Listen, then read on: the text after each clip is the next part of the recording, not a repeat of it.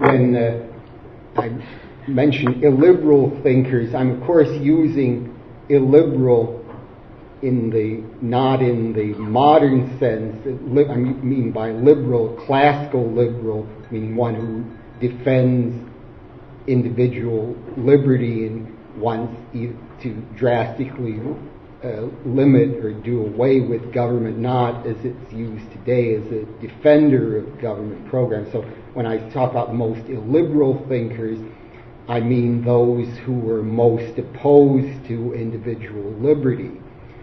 Now, there's a good deal of competition for the most illiberal thinkers, but the ones I'm going to be talking about today, we heard yesterday evening from Judge Napolitano and Professor Higgs. We heard a very cogent indictment of the war policies of the current administration, how the policies are destroying individual liberties. Now, when we have a government that's assaulting liberty, there must be, there almost always is, intellectuals who are defending the government, who are offering a justification for the government's policies, for these illiberal policies, these policies destructive of liberty. Murray Rothbard liked to call these people the court intellectuals. He was here, I think, influenced by the historian Harry Elmer Barnes, who after World War I criticized what he called court historians, people who were supporting the official line on war propaganda.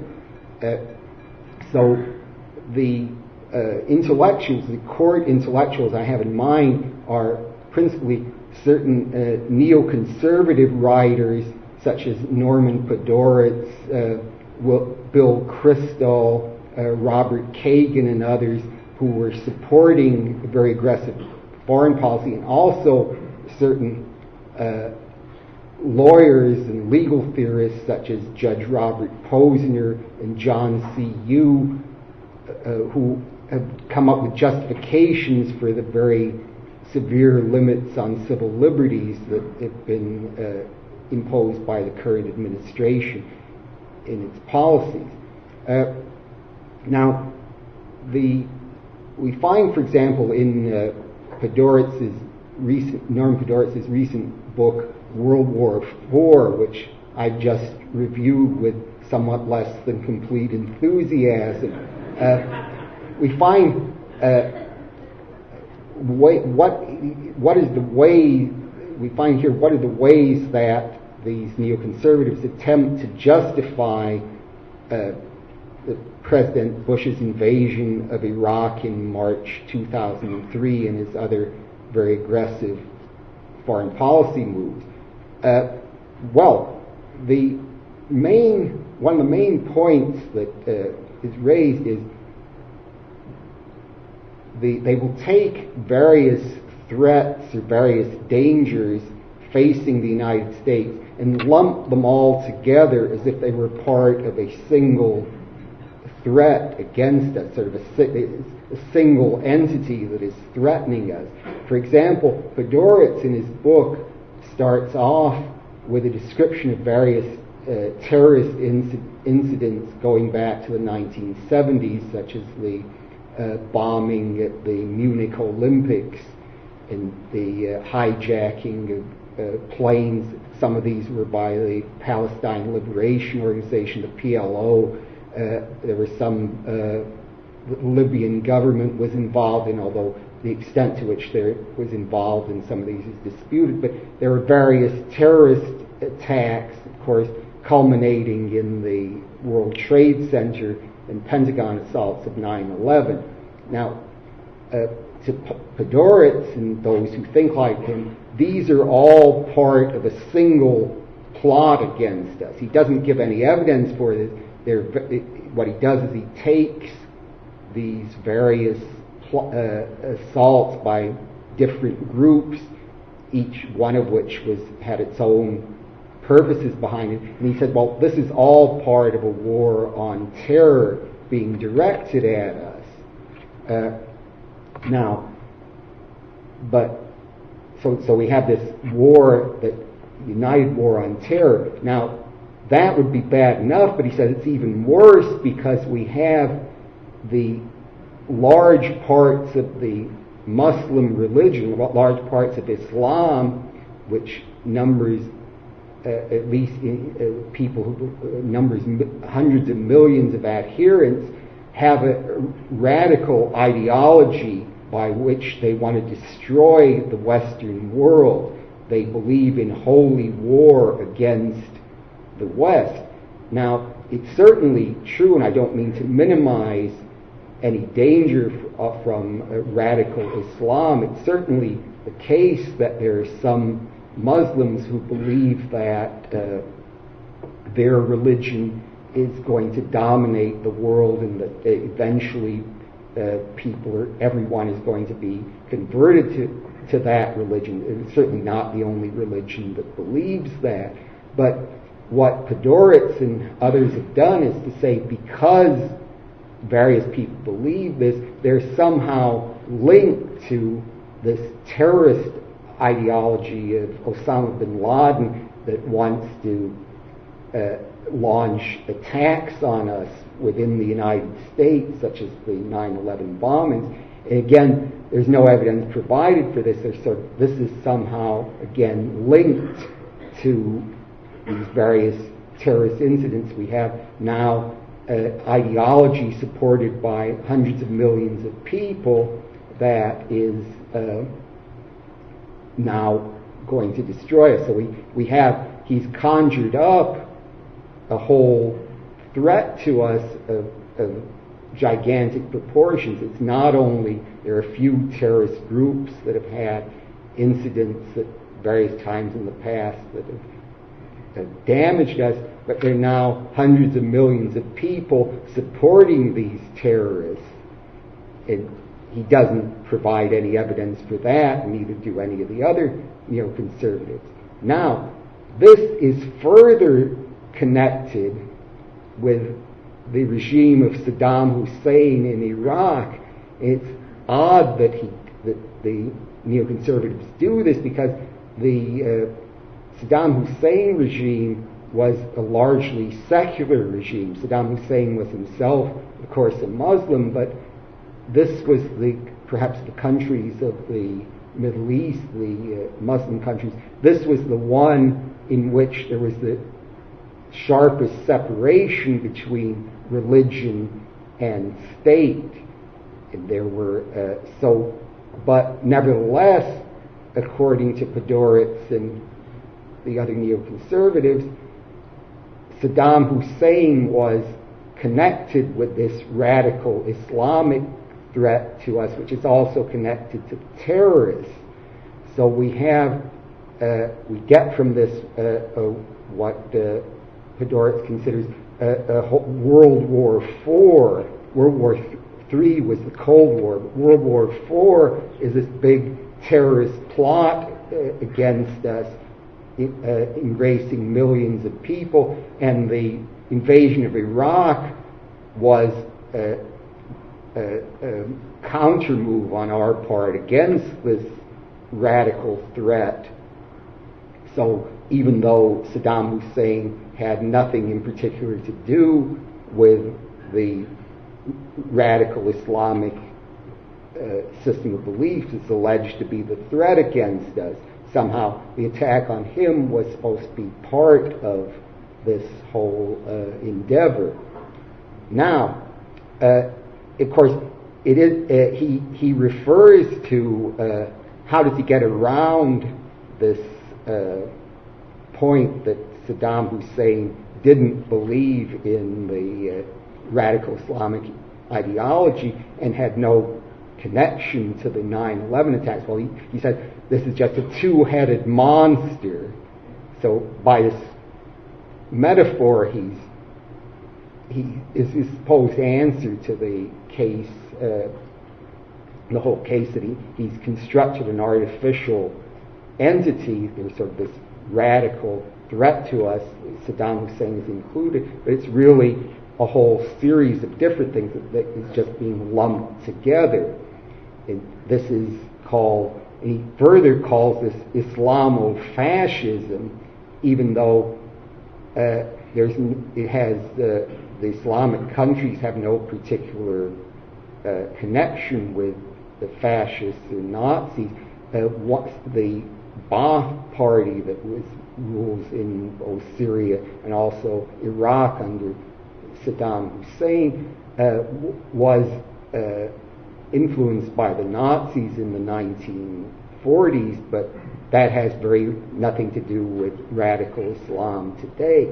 Now, supposing then let's put this aside, supposing we do have this gigantic threat against us, what are we supposed to do about it? According to the neoconservatives, what we need to do is to establish democracies in all the countries of the Middle East.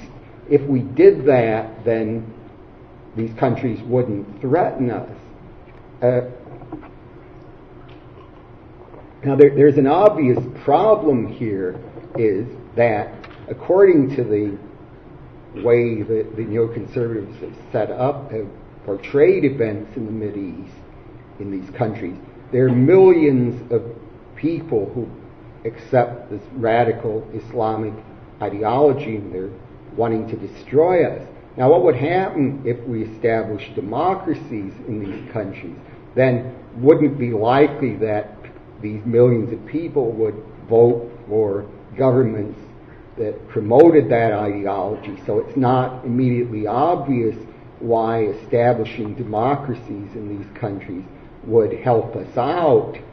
How would that aid us in countering this alleged threat that their radical Islam they're supported by millions of people? So the remedy of the neoconservatives is, well, we establish a democracy in which we then have these millions of people vote for governments that support their aims. Now, perhaps the argument is supposed to be, well, if we had this radical ideology flourishes only under undemocratic conditions. If we had people voting, then they would become converted immediately to a pro-Western way of thinking, but there's no argument presented to think that's true. Now, there's another argument that's often advanced in favor of having worldwide democracy or democracies imposed on these countries of the Mideast. The argument is that democracies don't go to war with each other, so that if we were to establish democracies all over, then nations wouldn't go to war with each other. So the best thing we can do then, if we want to promote world peace, is to overthrow all the dictatorial governments and have democratic governments replace them. Now, well, for one thing, we can ask, how is it the case that democracies don't go to war with each other? How well supported is that generalization? The problem with it is that, of course, it depends on how one defines a democracy. There weren't all that many democracies around until fairly recently, so it's not clear, even if the generalization is true, it's supported by very many examples. Now, it's not clear, even though if we just restrict ourselves to a few examples, it's not clear that the generalization is true. For example, in the American Civil War, arguably both sides were reasonably democratic, at least by the standards of the time, but there was still it was one of the largest war of the 19th century, was the American Civil War, so democracy didn't prevent them from being a war in that circumstance. And then in the 20th century, again, depending on how we define democracies, certainly in World War I, Germany had a voting system. It wasn't the government was to some extent could act independently of the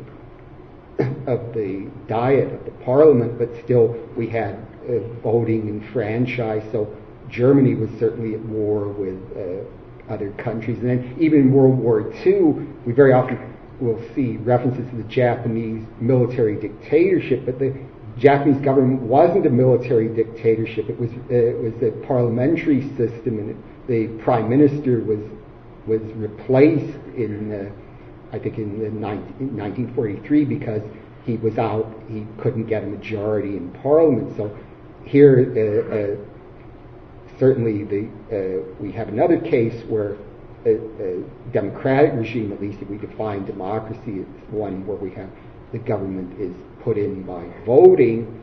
Then that would be another case where we don't have democracies leading to peace. There are many other problems with the argument, such as supposing it were true that there are various. It's always been the case that democracies don't go to war with each other. That wouldn't make it into a scientific law, because remember, scientific law is one that has so-called counterfactual force. It isn't just the case, say, that if I drop this glass of water, it'll fall. It isn't just the case that this has happened a number of times in the past. If it's based on scientific law, it would be, if I were to drop it, then it would fall. I'm not going to try it. That would create more trouble than it was worth.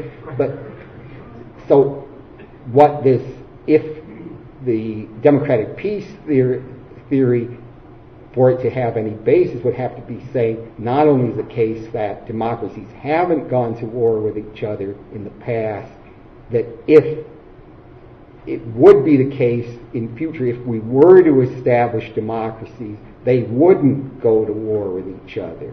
And that doesn't follow at all just from the fact that we have these generalizations that have held in the past, even though, of course, they haven't held in the past, so this theory is really no good.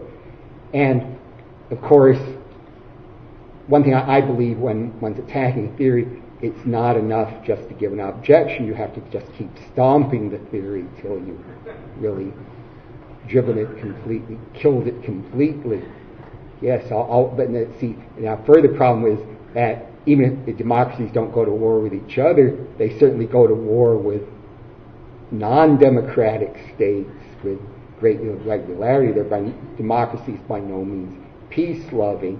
And I'd say the worst problem for last, if in order to get to this state of universal peace, where we have all democratic systems, the proposal is to have all sorts of wars to overthrow the non-democratic regime. So we would have what Charles Beard, I think, called Perpetual War for Perpetual Peace. That was a title, incidentally, a very valuable anthology of essays on World War II, edited by Harry Elmer Barnes, Perpetual War for Perpetual Peace. On the little time remaining, I want to turn to justifications for attacks on civil liberties that were very well described last night by Judge Napolitano. As you know, the Bush administration has claimed quite radical powers, such as that in order, since we're facing this war, this big war, universal plot against us, this radical Islamic terrorist plot against us, well, isn't the government justified in taking any measures at all to counter it? We're facing an existential threat, so the normal civil liberties don't apply. And the Bush administration has claimed that in pursuit of this policy, it can detain anyone it wants, even American citizen, as an enemy combatant. And if someone is detained that way, they don't have to be subject to the normal court procedures. They can just be held by the military, and also the military, when it takes prisoners, isn't bound to the Geneva Conventions, but can engage in very harsh methods of interrogation that certainly fulfill many definitions of torture. Podhoretz, in his book, bemoans efforts to define torture down so that we couldn't get the information we need. It seems to be a problem with this sort of argument is it's assuming that if one is again assuming that the neoconservative portrayal of threat is right, it's assuming that if one's acting in defense, one can do anything morally one wants to stop that threat. But this seems like a false principle. I mean, supposing I had good reason to think that someone in this room intended to shoot me during the lecture. I hope that's not true, but let's assume my lecture is not that bad. But let's assume that's true. It wouldn't follow that I could simply take out a machine gun and annihilate the entire audience just because I had good reason to think someone was going to kill me. So you see, this is exactly the rationale of the administration supporters, that they say, such as Judge Posner, they say, well, since we have this threat against us, we can act with, we can do any measures we need to counter that threat. Posner's gone further. He said, well, supposing we're not that convinced there's a threat, but there's only a small probability of a threat against us, we shouldn't disregard small probabilities. We should do what we can, because after all, sometimes very unlikely events could turn out to be true, so we're justified, even though there's just a small probability of a terrorist attack, we can suspend civil liberties. Now, I think what he's disregarded here is the very real assaults that are not just small probabilities, very real assaults on actual civil liberties that have been enacted. And further, his own argument would apply against him in that he would have to admit there's a small probability that the policies he favors could lead to a totalitarian dictatorship. But on his own argument, we should take we should take account of that small probability. But he doesn't do that. He doesn't apply the argument to himself. So, although then I could certainly have selected other group of thinkers as the most illiberal ones, such as the Rawlsians, who think we don't deserve anything we produce, since we're born with certain assets, certain talents, and we don't deserve those, therefore we don't deserve anything we produce. It has seemed to me that it's these neoconservatives who pose the main threat to us today, are the most illiberal thinkers. Thank you very much.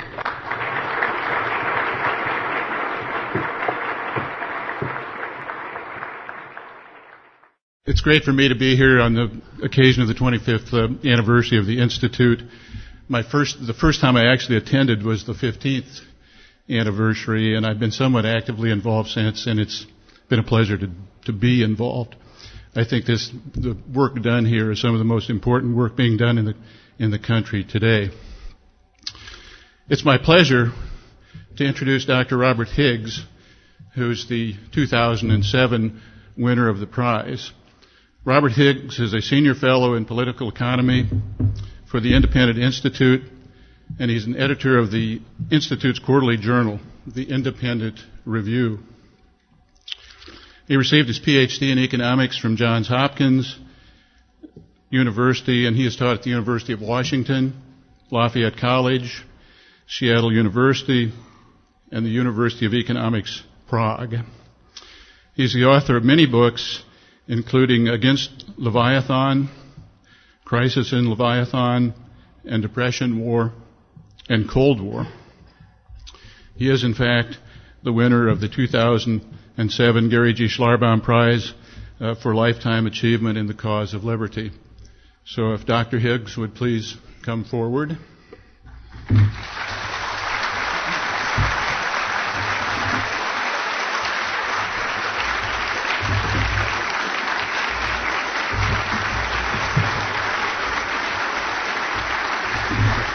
have to watch it. You might want to take off your glasses because I have destroyed glasses doing this.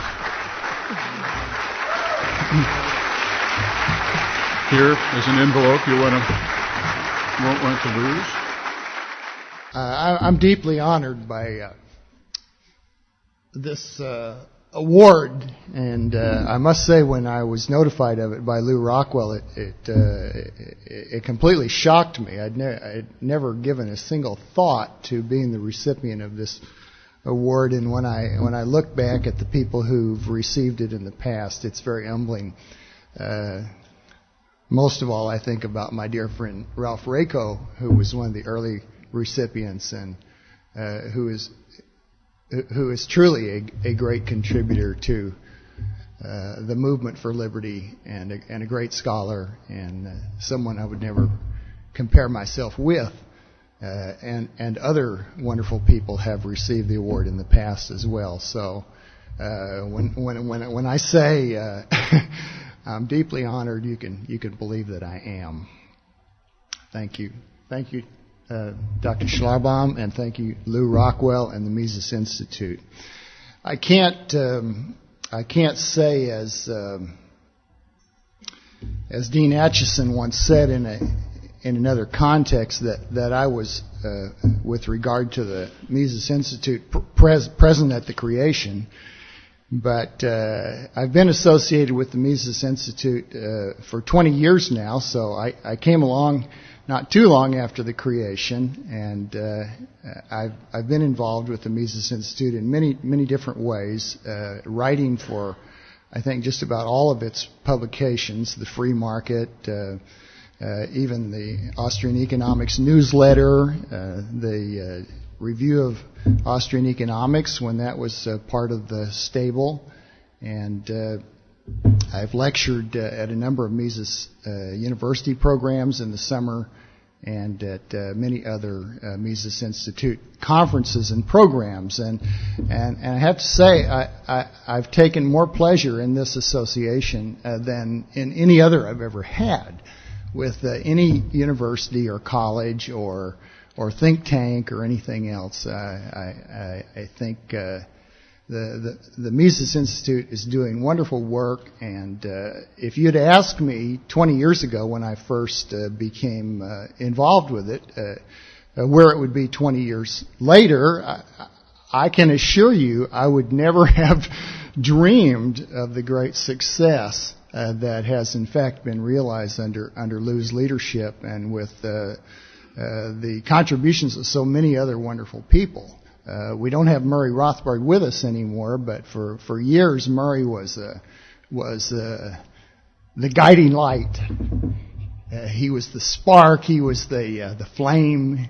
And those summer conferences when Murray was there were without equal. Listening to Murray and hanging out with him for hours in the evening. Murray was always the last one to go to bed after he'd worn out all the young people at maybe 3 or 4 a.m. But it was worth it, and I will guarantee you that all those young people who stayed up to 3 or 4 o'clock talking to Murray Rothbard will never forget it. So Murray was a great leader, a great inspiration for all of us connected with the Mises Institute, and it's just a damn shame that Murray died as early as he did. But I have to say, even in the time that he did live, he left a greater legacy than just about anyone you can think of. He's certainly among the 3 or 4 people that I could consider as candidates in terms of his intellectual legacy. So So this has been a wonderful association for me, and I'm just immensely pleased to receive this award. So thank you very much again.